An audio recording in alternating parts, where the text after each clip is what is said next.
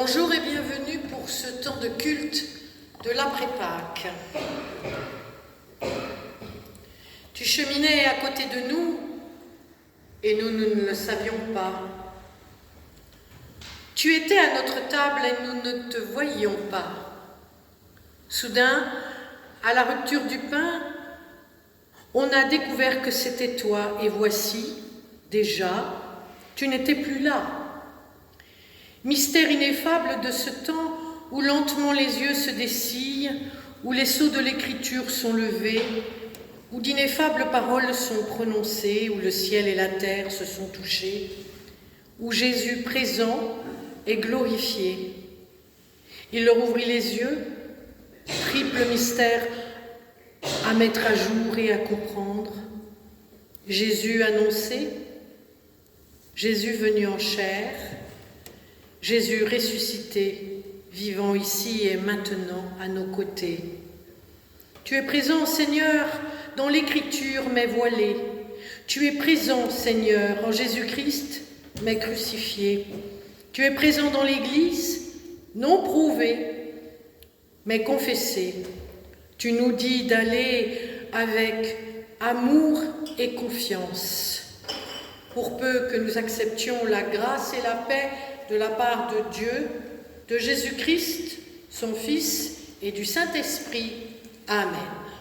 Amen. Et on chante notre cantique printanier, et on se lève, le 51-10.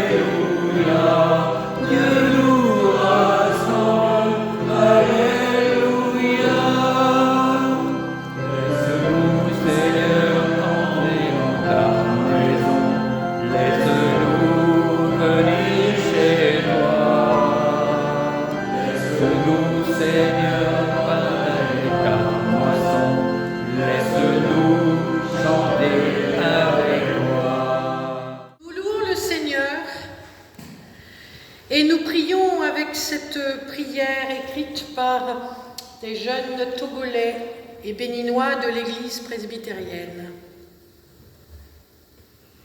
Seigneur, je lance ma joie vers le ciel comme une envolée d'oiseaux. Je veux te dire que je suis dans la joie, mon Dieu, dans la joie, dans la joie. Tous les jours, par ta grâce, c'est Noël, c'est Pâques, c'est l'Ascension, c'est la Pentecôte.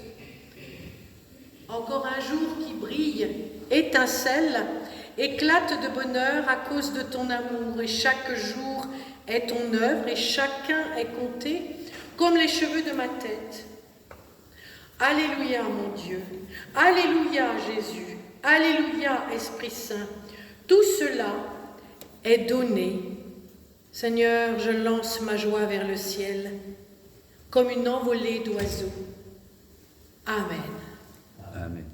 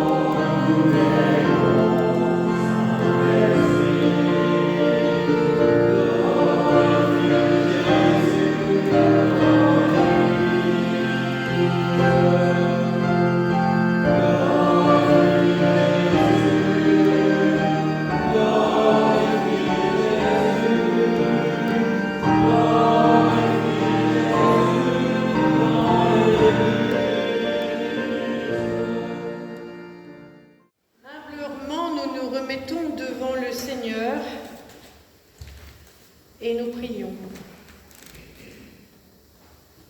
Seigneur, il est rude le chemin de l'amour et le chemin de la paix. Nous essayons sans cesse de gommer les différences en oubliant les moments où elles nous font vivre, ou alors tiraillés entre souffrances qu'elles provoquent et les richesses qu'elles engendrent, nous sommes tentés finalement de nous replier sur nous-mêmes. Pour cette absence d'audace et toutes ces craintes, nous te demandons pardon. Ravive en nous l'audace, Seigneur, de regarder en face nos différences pour apprécier ce qu'elles créent de neuf.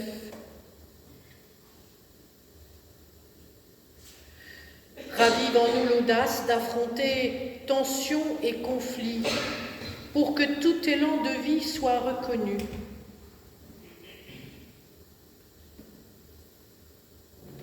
Ravive en nous l'audace de prendre en compte nos résistances, nos refus, pour nous ouvrir les uns aux autres et être en présence, debout, dans ce monde. Dans nos diverses rencontres, Seigneur, nous pourrons ainsi reconnaître et dire ta paix, pas celle d'une apparente unité superficielle, pas celle imposée par les pressions ou par la force, mais une véritable paix vivante, une paix qui engendre la vie, une paix née de l'amour. Et nous oublions trop souvent, Seigneur, que tu es le chemin, la vérité et l'amour. Amen. Amen. Je vous invite à vous lever pour recevoir la paix et la grâce de la part de Dieu. Le Seigneur vous aime tel que vous êtes, avec les hauts et les bas de votre vie. Il prend le tout, il lit la gerbe et emporte vos soucis, vos erreurs, vos manquements au loin. À la place, il y met son pardon, sa réconciliation, sa guérison. Marchez sur son chemin d'amour et de paix avec confiance. Réconciliez et pardonnez. Amen. Amen. On chante mon encre et ma voile. Amen.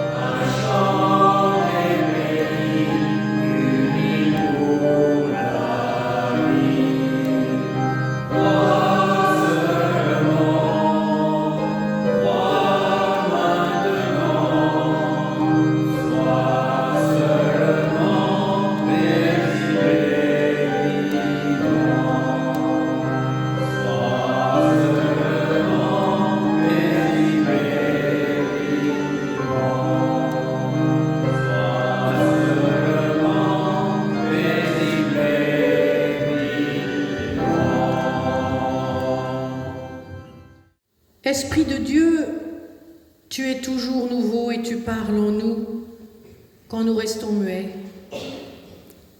Nous te prions, anime nos paroles, qu'elles revivent. Ne permets pas qu'une humeur taciturne ou des propos amers nous séparent des autres. Alors ouvre nos lèvres à toute bonne parole. Donne-nous de parler ton langage, toi qui es le lien de l'unité et de l'amour. Permets-nous de recevoir ta parole et que ton esprit la fasse vivre en nous, jour après jour, et que nous soyons des témoins dans le monde de ta vie, de ta gloire. Amen. Amen. Nous lirons les Écritures dans Acte 2, les versets 14a, 36 à 41. Acte 2, 14, puis 36 à 41. Alors Pierre se présenta avec les 11, éleva la voix et leur parla en ces termes. Que toute la maison d'Israël sache donc avec certitude que Dieu a fait Seigneur et Christ, ce Jésus que vous avez crucifié. Après avoir entendu ce discours, ils eurent le cœur vivement touché, et ils dirent à Pierre et aux autres apôtres, « Hommes, frères, que ferons-nous » Pierre leur dit, « Repentez-vous, et que chacun de vous soit baptisé au nom de Jésus-Christ pour le pardon de vos péchés. Et vous recevrez le don du Saint-Esprit. Car la promesse est pour vous, pour vos enfants et pour tous ceux qui sont au loin, en aussi grand nombre que le Seigneur notre Dieu les appellera. Et pour plusieurs autres paroles, il les conjurait et les exhortait, disant, « Sauvez-vous de cette génération perverse. » Ceux qui acceptèrent sa parole furent baptisés, et en ce jour-là, le nombre des disciples s'augmenta d'environ 3000 âmes.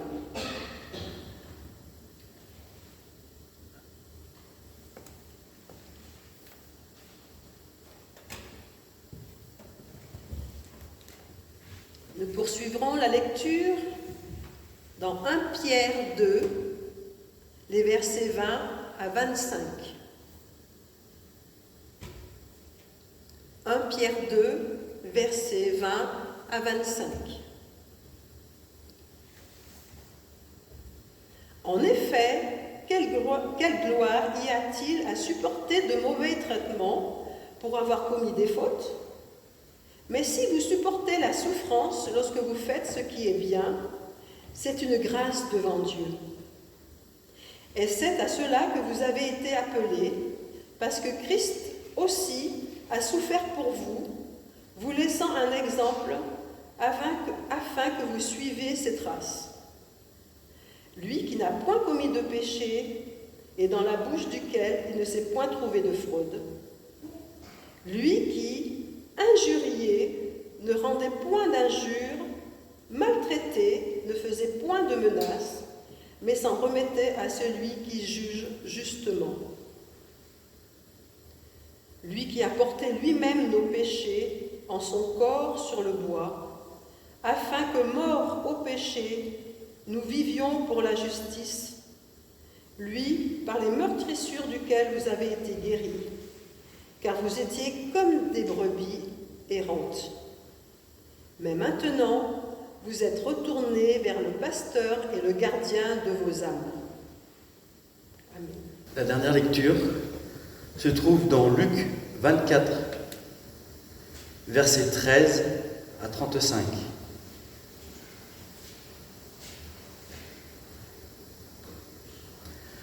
Et voici, ce même jour, 2 disciples allaient à un village nommé Emmaüs, éloigné de Jérusalem de 60 stades.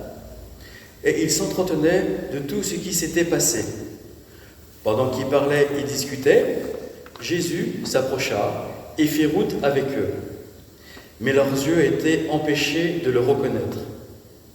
Il leur dit, « De quoi vous entretenez-vous en marchant, pour que vous soyez tout tristes ?»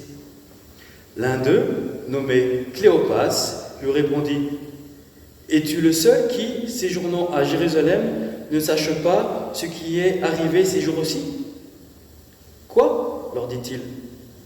Et ils lui répondirent, « Ce qui est arrivé au sujet de Jésus de Nazareth, qui était un prophète puissant en œuvre et en parole devant Dieu et devant tout le peuple, et comment les principaux sacrificateurs et nos magistrats l'ont livré pour le faire condamner à mort et l'ont crucifié. Nous espérions que ce serait lui qui délivrerait Israël, mais avec tout cela, voici le 3e jour que ces choses se sont passées. Il est vrai que quelques femmes d'entre nous ont fort étonnés, s'étant rendues de grand matin au sépulcre. Et n'ayant pas trouvé son corps, elles sont venues dire que des anges leur sont apparus et ont annoncé qu'il est vivant. Quelques-uns de ceux qui étaient avec nous sont allés au sépulcre et ils ont trouvé les choses comme les femmes l'avaient dit, mais lui, ils ne l'ont point vu. Alors Jésus leur dit, « Ô hommes sans intelligence, et dont le cœur est lent à croire tout ce qu'ont dit les prophètes, ne fallait-il pas que le Christ souffrit ces choses et qu'il entrât dans sa gloire ?» Et, commençant par Moïse et par tous les prophètes, il leur expliqua dans toutes les Écritures ce qui le concernait. Lorsqu'ils furent près du village où ils allaient, il parut vouloir aller plus loin. Mais ils le pressèrent en disant « Reste avec nous, car le soir approche, le jour est sur son déclin. » Et il entra pour rester avec eux. Pendant qu'il était à table avec eux, il prit le pain, et après avoir rendu grâce, il le rompit et le leur donna. Alors leurs yeux s'ouvrirent, et ils le reconnurent, mais il disparut devant eux. Et ils se dirent l'un à l'autre, « Notre cœur ne brûlait-il pas au-dedans de nous lorsqu'il nous parlait en chemin et nous expliquait les Écritures ?» Se levant à l'heure même, ils retournèrent à Jérusalem et ils trouvèrent les 11 et ceux qui étaient avec eux assemblés, et disant, « Le Seigneur est réellement ressuscité et il est apparu à Simon. » Et ils racontèrent ce qui leur était arrivé en chemin et comment ils l'avaient reconnu au moment où il rompit le pain.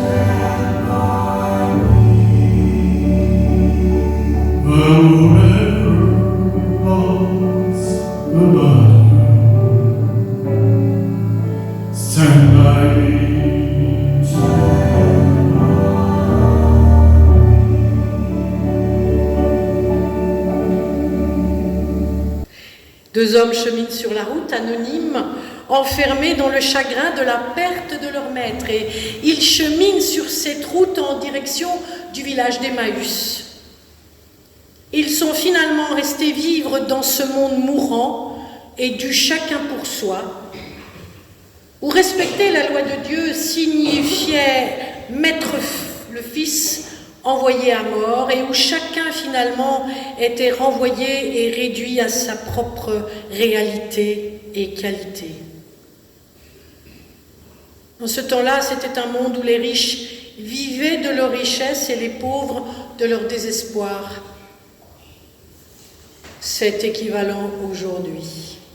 Rien n'a changé. Dans ce monde-là, d'autrefois et d'aujourd'hui, Jésus est venu parler de vérité, de liberté. Il vivait avec eux tous. Il s'attablait même avec les moins fréquentables. Oh, scandale! De plus, il parlait à chacun comme s'il était unique, avec autorité. Et bien sûr, il dérangeait. Ces hommes-là, comme beaucoup, avaient cru et mis leur confiance en lui. Jésus le Christ leur avait donné espoir, dignité, foi, espérance en un monde différent, plus juste et plus fraternel, avec en plus le désir et l'envie de vivre autrement. Et tout cela, pour une fois, était à portée de main. Mais voilà, la confiance a été trahie. Jésus, qui avait toute autorité, n'a finalement pas eu le pouvoir de résister au mal, et le triomphe est passé du côté des puissants et des bien-pensants, une fois de plus, apparemment. Seulement voilà, il ne faut jamais oublier que l'on ne gouverne pas le monde avec l'amour, même celui promis par Dieu. Et ça, le monde, lui, ne l'a pas oublié. C'est que les premiers disciples avaient été naïfs, comme parfois nous, chrétiens, nous le sommes. Nous aimerions voir advenir la paix comme ça d'un coup de baguette magique. Mais ce n'est pas possible. Et ces disciples-là s'étaient laissés abuser par tous ceux qui croyaient que faire le bien passait forcément par le meurtre de Jésus-Christ et tous les autres qui lui ressemblaient, parce que sa parole était gênante, dérangeante. Sur cette route où deux hommes cheminent, un homme s'avance, ils ne le reconnaissent pas, et nous savons d'avant sa mort et sa disparition du tombeau au moment de la Pâque juive. Nous savons qui il est, mais eux, non. À quelques jours après la Pâque juive, ils sont perdus, assimilés aux losers de notre temps. Et Jésus lui-même n'a pas pu les sauver d'eux-mêmes, de leur naïveté, de leurs doutes, maintenant de leur colère et de leur chagrin, de toute leur frustration. Ils cheminent maintenant, et c'est le temps du désespoir, de l'absurde, de l'amertume. Alors ils ont préféré, plutôt que de rester ensemble, cachés dans la chambre haute, quitter Jérusalem, afin de se protéger du regard et du jugement d'autrui, et tout simplement rentrer chez eux, en espérant que bientôt, toute cette histoire sera derrière eux. Et ils s'en vont, chemin faisant, en discutant de ce qu'ils ont vu et vécu, enfermés dans leur peine, ne comprenant pas et incapables de voir au-delà de leur deuil, de leur perte. Le compagnon de route, l'inconnu, les écoute, inlassablement raconter la même histoire, de la tombe à la résurrection, les femmes qui leur ont affirmé qu'il n'était plus là, les anges qui ont dit qu'il était vivant, etc. Ils ressassent sans cesse cette histoire, ne peuvent pas aller au-delà. Quand tout à coup, l'homme sur la route s'énerve après eux vraiment, et les traite en toutes lettres en hébreu de bande d'idiots. Carrément. Pas du tout autre. Et il leur dit simplement, bande d'idiots volant son cœur à comprendre, votre foi n'advient pas. Vos souvenirs ne vous serviront à rien et certainement pas à aller mieux, en quelques mots.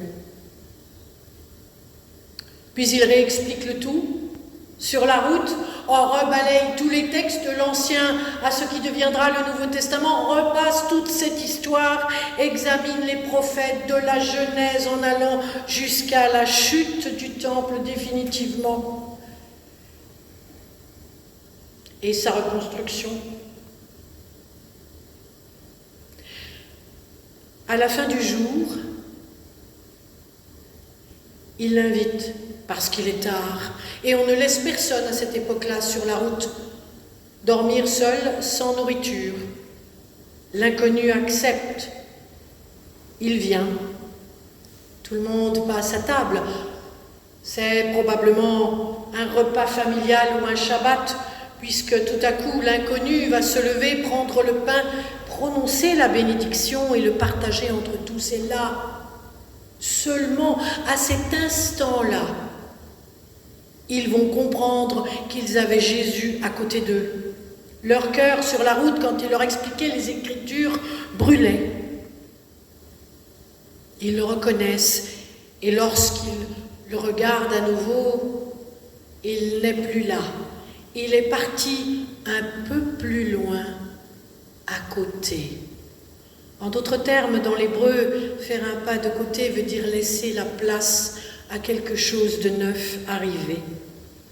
Ils vont pouvoir donc prendre cette route nouvelle, retourner à Jérusalem et sans peur témoigner.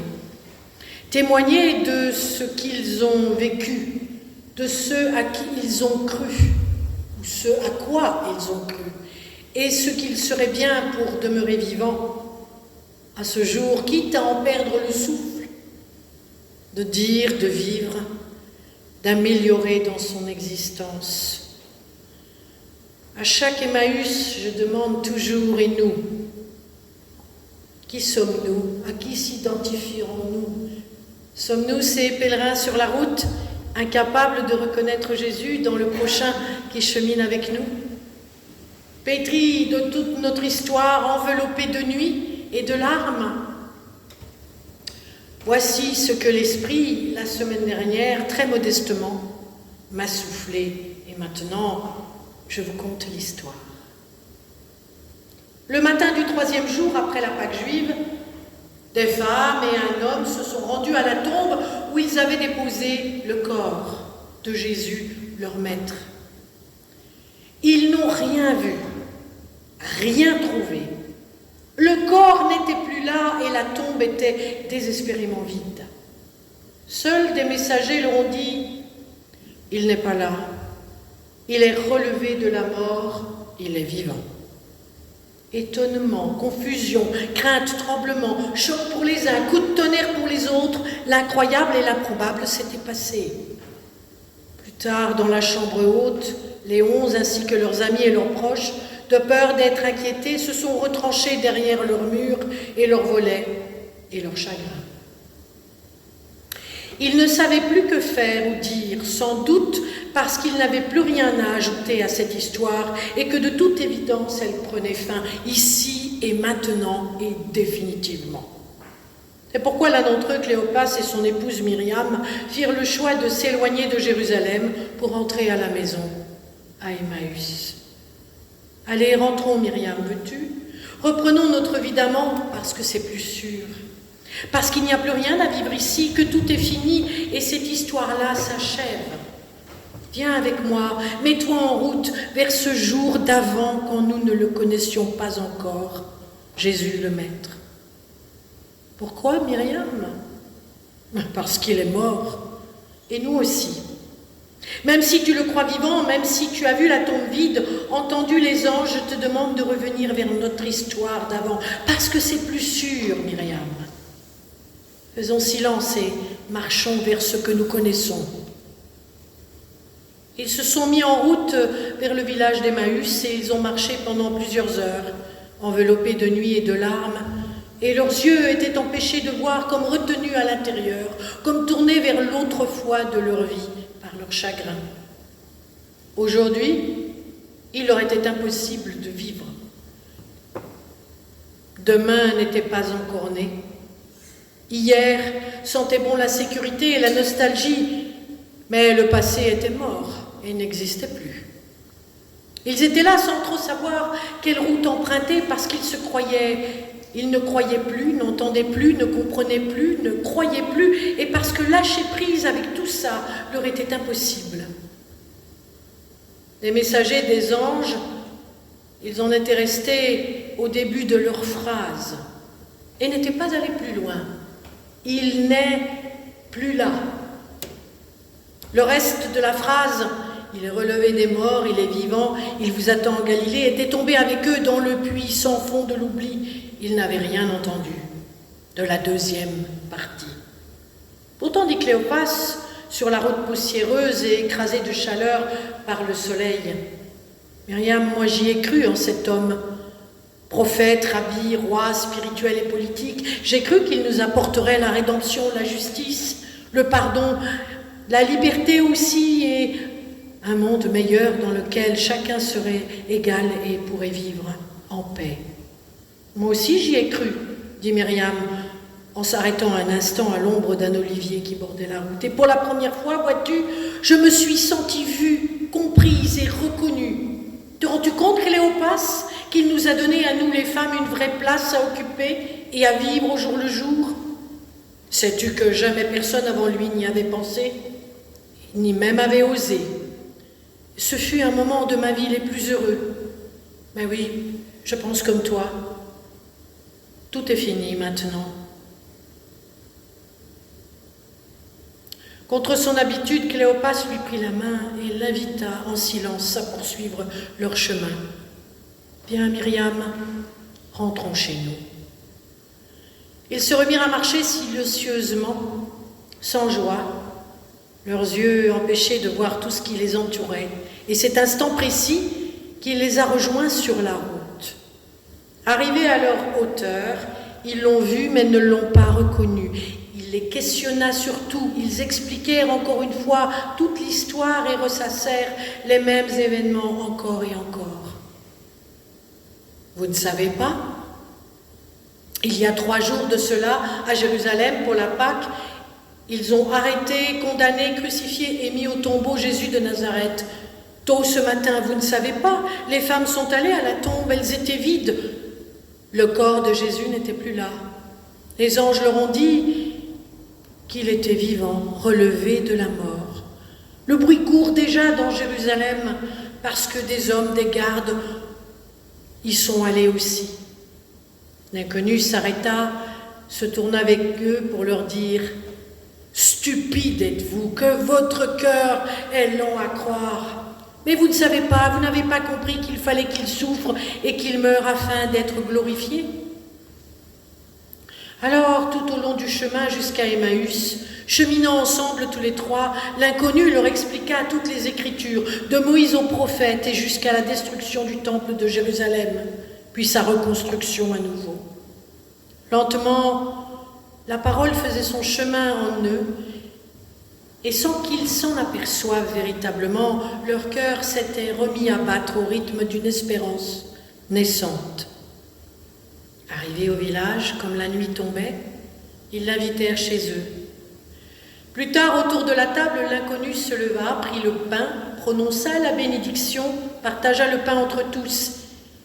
C'est à ce geste-là que nous l'avons reconnu, dit Cléopas.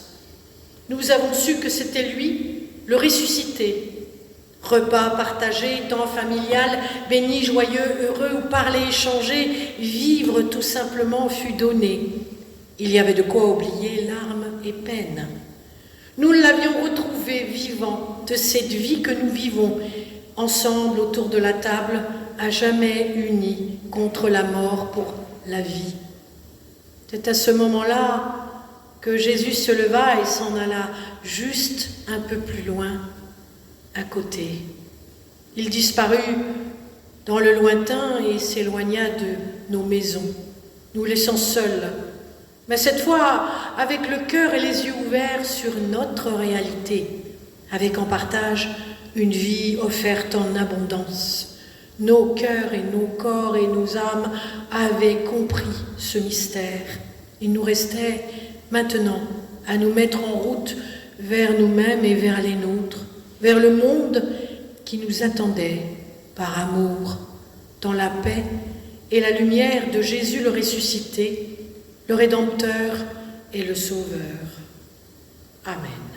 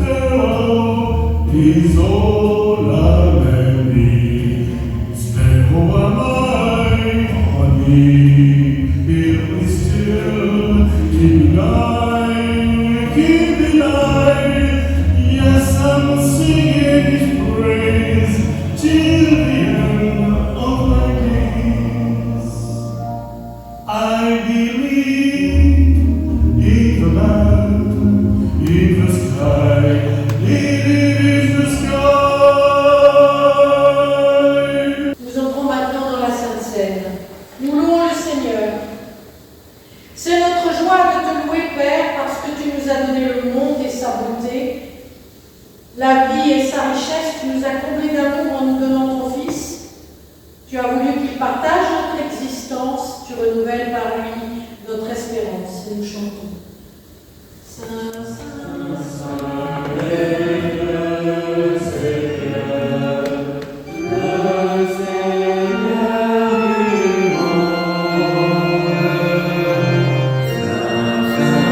Saint est le Seigneur du monde. La terre est remplie de sa gloire. La terre est remplie de sa gloire. La terre est remplie de sa Le Seigneur Jésus, dans la nuit où il fut livré, prit du pain et après avoir rendu grâce, il le rompit et dit : Ceci est mon corps qui est donné pour vous, faites ceci en mémoire de moi. De même, après avoir soupé, il prit la coupe et dit : Cette coupe est la nouvelle alliance en mon sang, faites ceci en mémoire de moi toutes les fois que vous en boirez. Nous prions. Nous voici réunis pour partager le pain et le vin en mémoire de ton Fils, Seigneur. Maintenant, envoie ton Saint-Esprit sur chacun de nous, pour que nous recevions ces signes dont notre foi a besoin, qu'ils soient ainsi notre force jusqu'au jour où nous vivrons dans la plénitude de ton royaume. Et nous te disons ensemble la prière que tu nous as enseignée. Notre Père qui es aux cieux, que ton nom soit sanctifié, que ton règne vienne, que ta volonté soit faite sur la terre comme au ciel. Donne-nous aujourd'hui notre pain de ce jour. Pardonne-nous nos offenses, comme nous pardonnons aussi à ceux qui nous ont offensés. Ne nous laisse pas entrer en tentation, mais délivre-nous du mal, car c'est à toi qu'appartiennent le règne, la puissance et la gloire pour les siècles des siècles. Amen. Venez, tout est prêt. Amen.